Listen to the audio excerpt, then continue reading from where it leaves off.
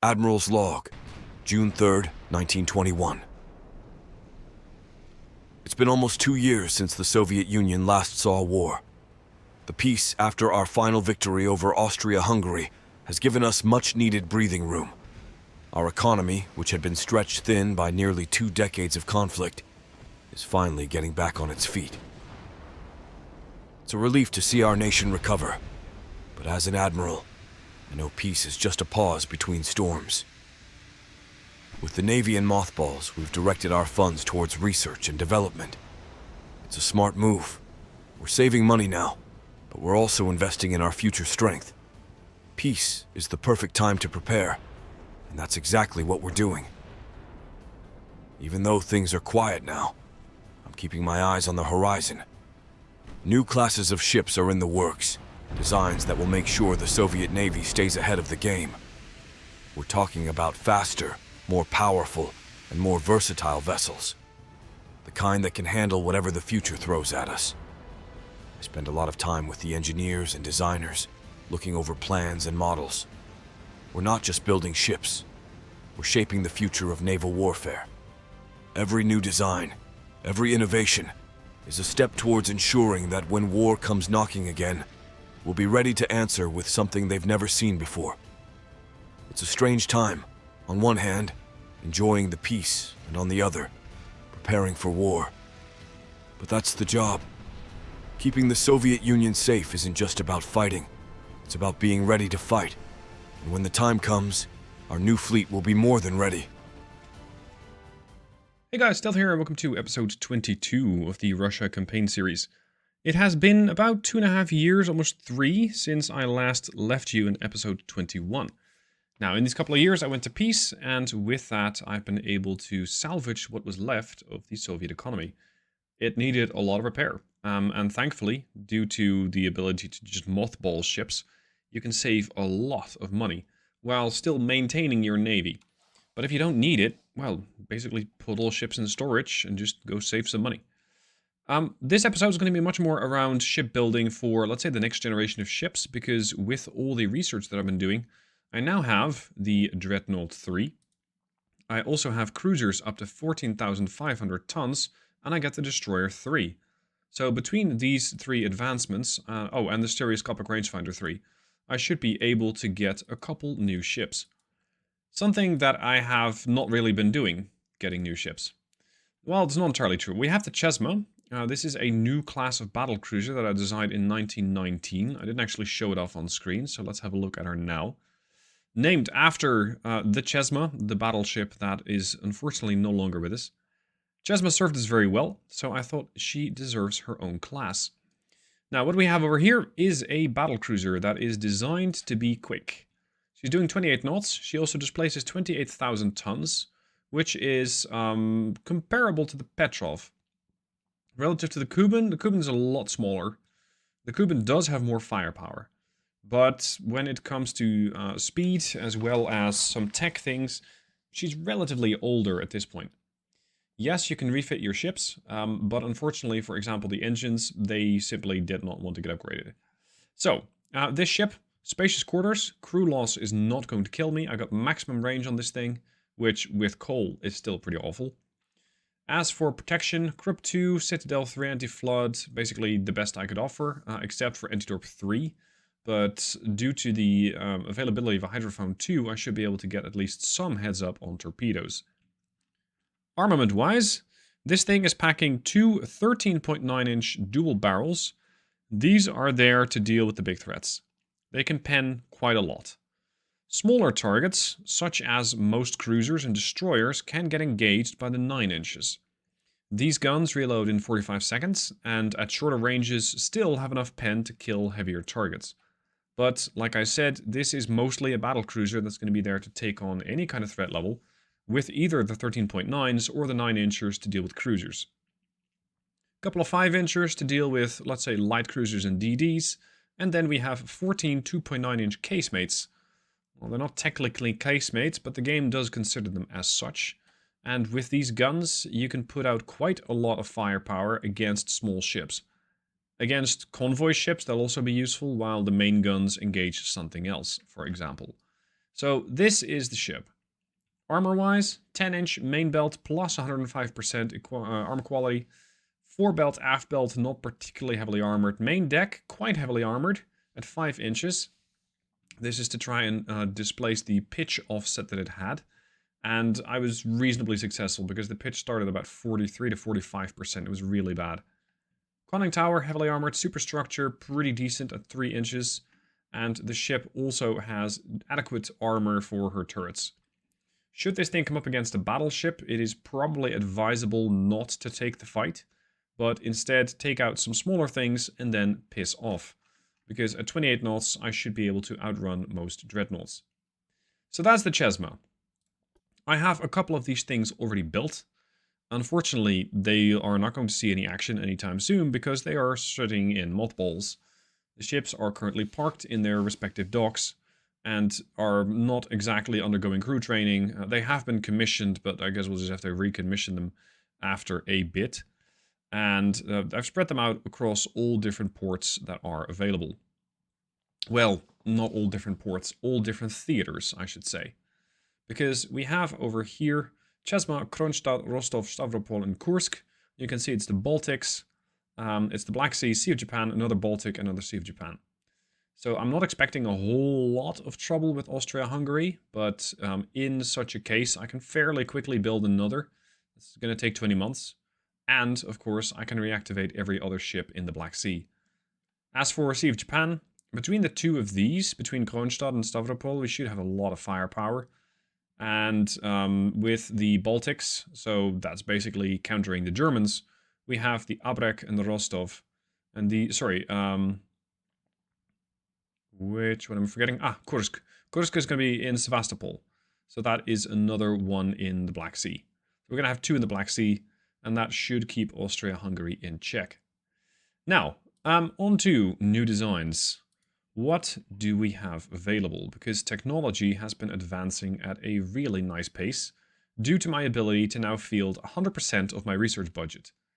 I am also, I think, at 132% of budget for shipbuilding capacity. So I am very much working on getting a whole lot more ships built. A whole lot more transports, that is. Now, we have the ability to go pretty big with this ship. This thing can displace 44,000 tons, this Dreadnought III. And that is the limit of the, let's say, of the hull. It's not the limitation that is set upon me by the shipyards, because the shipyards can handle something far larger at this point. So, our, let's say, older generation of ships, 1916, is the Petrov, with their 8 13-inchers. Before that, we had the Europas with their 6 11-inchers. If I can get something a little bigger, that'd be great. We do have access to the 15-inchers, the 14-inchers are the Mark II, the 13-inchers are Mark III.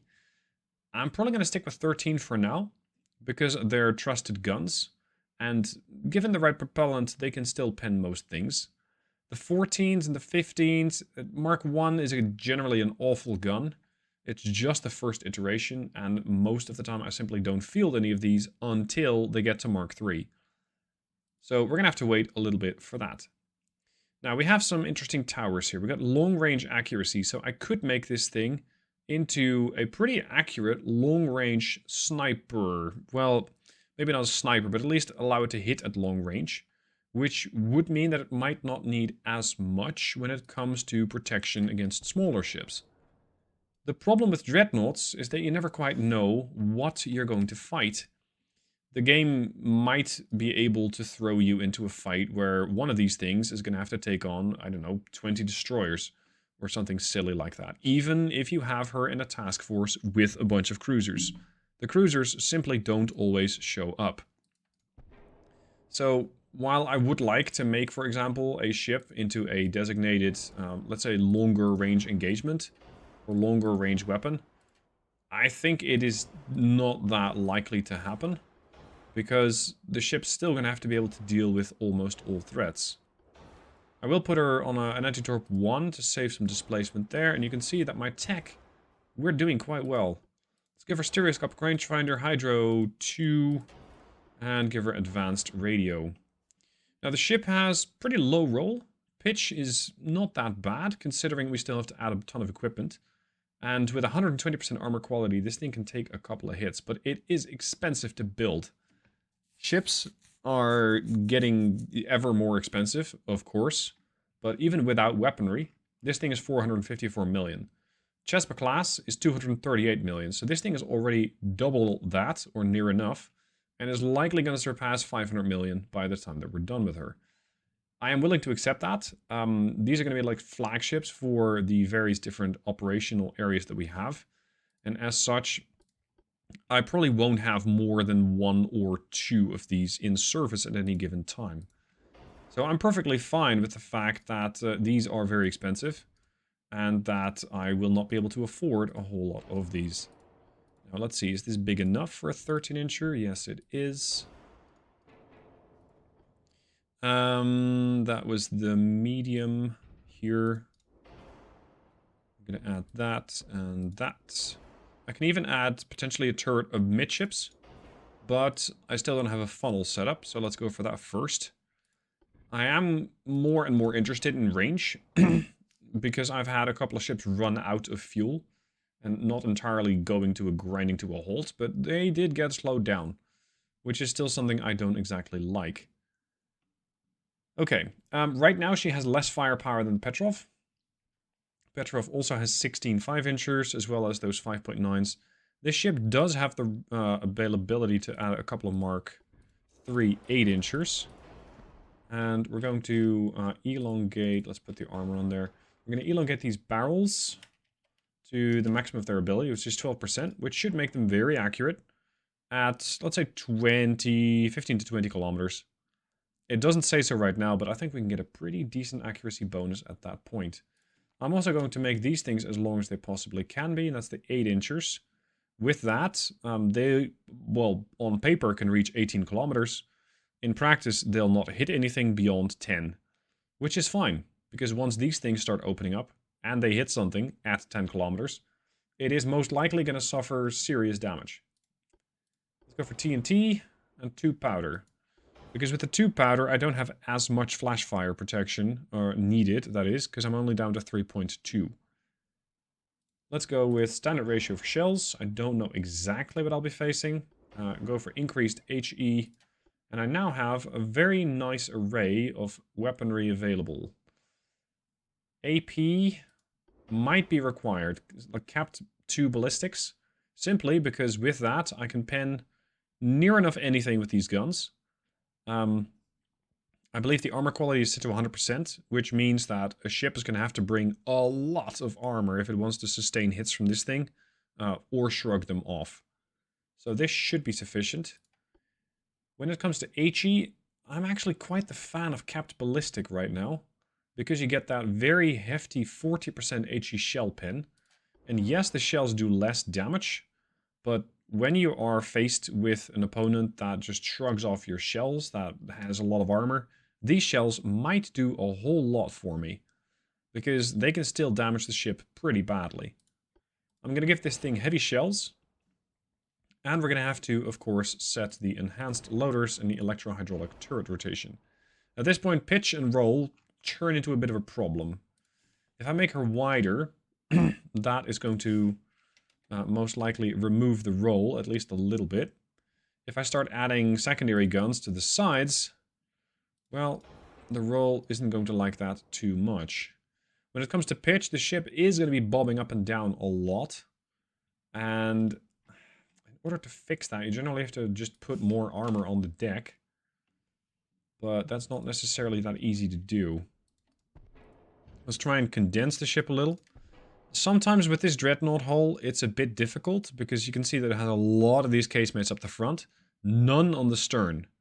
So yeah, your weight's going to be focused around the front of the ship anyway. And with that, you might have to pull some tricks, like putting additional armament on the stern, or removing some of these casemates. Like if I just remove one 8-inch from each side, we're instantly dropping. But what I could do is give this thing, first it's going to be an enormous citadel. And second, I'm going to give her, if it fits, an additional 13-incher. And that should have a pretty decent firing arc as well. So now she has more firepower than the previous battleships. Do we have any casemate slots? Other than that, like maybe on the tower? We've got a couple of 3-inchers, which is nice because they're on the stern. Pitch is still awful. Let's work on that because I don't have that much displacement left. I'm going to say I need a 3-inch forebelt and a 3-inch aft belt. I'm going to need a 5-inch armor deck, and look at what that does to the pitch. That is actually pretty good. We are... I could add more, but if I start adding armor here and here, it gets worse. So let's say 3 for 3. And then put 3 inches on the superstructure. It might be a bit much. It's just by 3 tons. 2.9 there, make that 13. And I think that the ship is pretty much ready. Yes, she does not have a whole lot of fast-firing guns. True. Also, basically the way the ship is set up now is a placeholder. Up until the point where better guns of a larger caliber become available. When that happens, I will adjust her firepower accordingly. As for right now, yeah, let's just give her a couple of 5-inchers. Because these have really good firing arcs. As for right now, this is what I'm going to stick with. Now, I do have to find a couple 100 tons. Let's put this down to 2-inch. There we go. Now, I actually have a bit of tonnage extra. Put this here. No, it's just a bit heavy. There we go. 11-inch main belt. It might not sound like that much, but keep in mind, you're going to have to go through the armor quality as well. So let's say that I put the armor quality to 120%, which is what the enemy guns are going to have to use. So they're going to have to go through 120%, which means that, yes, they can pin me pretty much at any range. Okay. So if I put this up to 15, we're going to have a very hefty main belt, which will still, with the heaviest of shells, get penned. And it's only a 13-inch gun. However, if the enemy is using standards, they're going to have a much more difficult time. And for example, at around 15 to 10,000 meters, it's very likely that I'll bounce. If I'm angling this ship, I should be able to bounce pretty easily. We're going to go for full cap ballistic. In order to make that happen, though, I'm going to have to reduce the range a bit. Still, 11k is not bad. And I can make that work. I now have actually a bit of tonnage bonus. I do want to get that pitch down as low as possible to make sure that this is a stable firing platform that can be used with great levels of accuracy. So we're going to have a very hefty main deck, which could come in very handy when you're looking at it from a longer range firepower perspective. I mean, it is very unlikely that the deck of this ship is going to get penned, even by its own shells. Well, her own shells, I should say. Even by her own shells, it is extremely unlikely. Because most of the time, if you look at the pen levels, it gets more dangerous at longer ranges. So 25,000 meter range, they can pen about 1.8 inches of armor, main deck, and I have way more than that. So the ship essentially is way overprotected when it comes to deck protection, but this is for a good reason. This is to finish off that pitch problem that I have. And the pitch right now shouldn't be that much of an issue. It's only minus 7%. When it comes to accuracy, we got a base accuracy, we got a long range accuracy bonus, we got tower bonuses, we have decent torpedo spotting. We do have some smoke interference from their own funnels, but it should be fine. Yeah, I think this is going to be a pretty solid ship. Synop class. 688 million. Holy moly. She's not cheap, I'll tell you that much.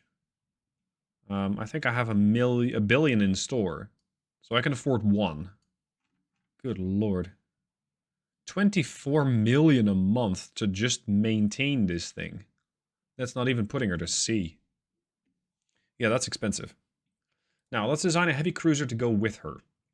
Because we now have a pretty decent heavy cruiser design.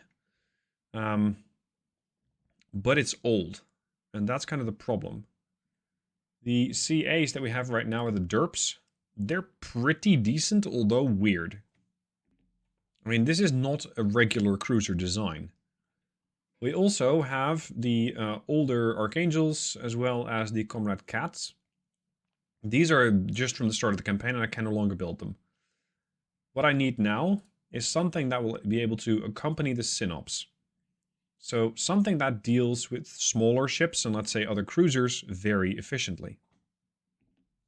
I think the large armored cruiser might be what I need. This is the Archangel Mikhail. It's too similar to the Archangel class, but I can just scrap that design. Yeah. That weird little thing. Come on, game.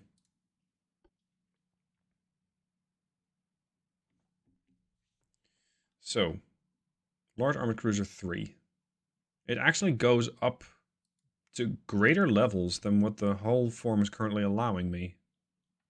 Interesting. What I've been using previous... Yeah, unfortunately the game doesn't tell you. So you don't exactly know what hull it is. It's slated to go 22.5 knots. Yikes. I'm set it to at least 25 knots to allow it to keep up with the rest of the fleet. I.e. the Synops. Although ideally, it'd be like 27 knots. So it can spin up a little bit farther. But look how displacement's already going up by pretty serious jumps now. So let's say 27 knots. Better engine shaft. I would like to have these things unbalanced so they do turn faster, as they're more likely to take torpedoes. Now, let's see about protection. Better is, especially in the case of a cruiser, very, very useful. Depth charges. No sonar? There it is. Interesting that these things carry depth charges. It does make them very useful to deal with submarines as well. Quinson's rangefinder. Quinson's 3. Advanced radio. Okay. Secondary tower. Oh, it's that weird thing. Oh boy. This is going to be somewhat uncomfortable to use because you still want to have a funnel. But the game does do some weird and wonky things with that. Engine efficiency is 45%. 66%. Oops. 10.5. 8. Okay, we'll go with this. 18, funnel cap 20. It's not exactly stellar, is it? Hold on, can we... Aw. And the big round ones? 10. You cannot put them like that. Okay, I'm not sure how the engineering works with this, but it just goes through the bridge wings. Cool. If it works, it works. It's Russian technology. Let's not question it too much. You're going to sit over there. You're going to sit over here. You're going to come back here. There we go. All right. Engine efficiency is now decent, but pitch is awful. Holy crap. Oh. Oh! Okay. I can accept that. This opens up a whole host of opportunities. The pitch is really awful. Is that just the base design of the hull? Yeah, I guess it is. Yikes. Okay. I don't quite know yet how we're going to balance that out. I can probably come back from like 40 to 30, but 60? That is pushing it. Now, keeping in mind the threat level that this thing will face, I'm going to go with 8 inchers. They're not pretty 8 inch. I do like the look of the 9 inches more. But an 8 inch gun should be sufficient. Let's go with... Ooh, can we use that? Maybe a mixed armament. Can you put a 9 on there? No. You can put a 9 on the bow. You can put 2 8s like that. This would give her very serious firepower. The problem now becomes, put the same thing on the stern. Please fit. Really? I want the secondary tower up here. This crane takes up such an inordinate amount of room. Base accuracy 2, 2.5. Fuck that. Oh, this thing also has a crane? Oh, they're all towers. With a... Yeah, okay. Well, that's fun. Oh, now it fits. Okay. Put that engine over there. Cool.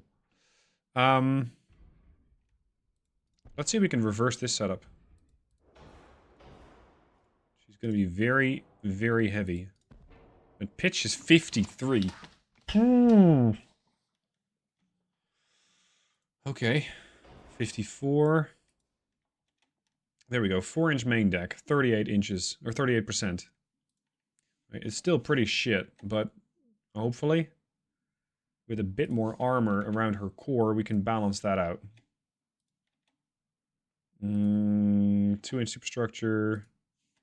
Say if, I don't know, 10-inch conning tower. Better loaders. With these, I'm going to put semi-ballistic shells. Because we're fighting some smaller things.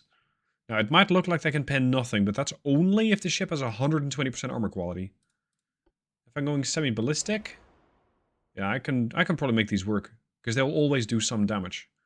And then against, let's say, less cooperative targets, I can just use HE. And burn them down. Now, we have underwater torpedo launchers. I'm not really a fan. I mean, they work, yeah, but beyond that, not really. You need to get very close. It's not like you can fire a spread, which you can do with some other ships. But that's later game. Standard ratio. This thing's going to focus all of its firepower on one target, which means I have nothing against smaller things. Put some 3-inchers here and there. Yes.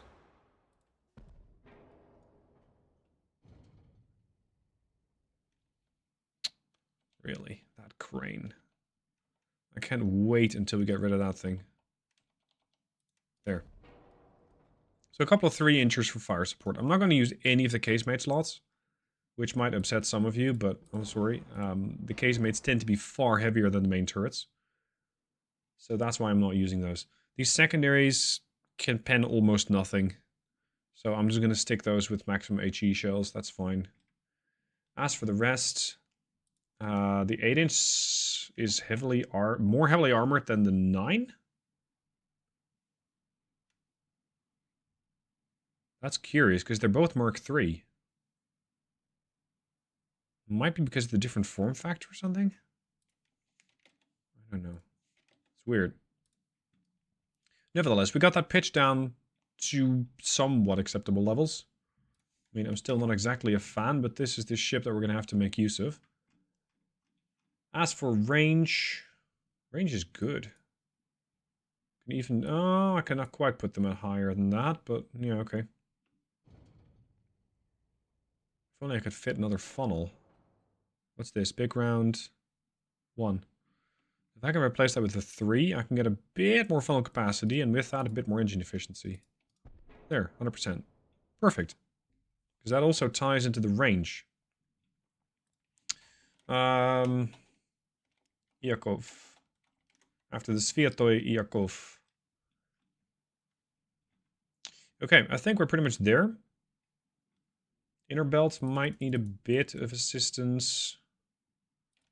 Maybe increase the belts with the fore and aft, but that's going to do worse things to my pitch. But then again, if you don't have a ship in the first place, your pitch generally doesn't really matter. There. Okay, so that's the Yakov class. These guys are going to be escorting the big ones, the Synops. They're not cheap. 200 million. Compare that to what I had previous. Derp, 105. Way back in the day, the Comrade Cat, 51. So you're going from 1900 to 1921, and your heavy cruiser costs you 4 times as much as the base ship. Now, sure, I'm not using a cheap ship, and had I done, for example, 25 knots, you can make... okay. You can make them a heck of a lot cheaper. Right, we're doing that. Jesus, that is bizarre. That means I can get the pitch down lower. Hold on, can I make the heavy cruiser from hell? Like, max out the armor? Just make these things slow lumbering zombies that just don't stop. Yeah, I'm pretty much there. 4-inch main deck. I don't know. 8-inch superstructure armor? You think that's normal? I can't... Even from point blank range, I cannot pen my own superstructure. What the fuck? They're still not nearly as pricey as they were. Okay. The only vulnerabilities that this thing has is foredeck and aft deck. We can still balance that out a little bit. Go to 1.5, maybe 2 even. Yeah. Perfect. Okay, that's the ship. That's the Yakov. These cruisers are just not gonna stop for anything. Main belt, forebelt, aft belt. As long as these are in short range, good luck doing damage to these. So, let's order 2 synops. Jesus. There goes the budget. And let's order 4 Yakovs. I think that 2 Yakovs plus a Synop can handle almost anything. It's going to be an expensive investment to get these things built, though. And we're a little bit over shipbuilding capacity. I'm also building some export ships, so that's also pushing on my my shipyard capabilities. That's fine. Let's suspend the design on this. We're still a little over. Oh, we're going to have to wait until Kursk comes off the slipway, and then we can take her spots. Yeah, perfect. All right. Well, that'll be it for the episode. No fighting this time around, but there doesn't have to be fighting every single time. If I don't do these, let's sort of interlude episodes with new ship design, and I just keep clicking next turn, next turn, next turn, at some point I'm going to be in 1930 and I'll still have ships from the 1900s. So that's why I did this episode this way. Let me know what your thoughts are on the new designs, on the new ships as they're coming out. Looking forward to seeing your responses down below. Thanks for watching. I'll see you soon for more.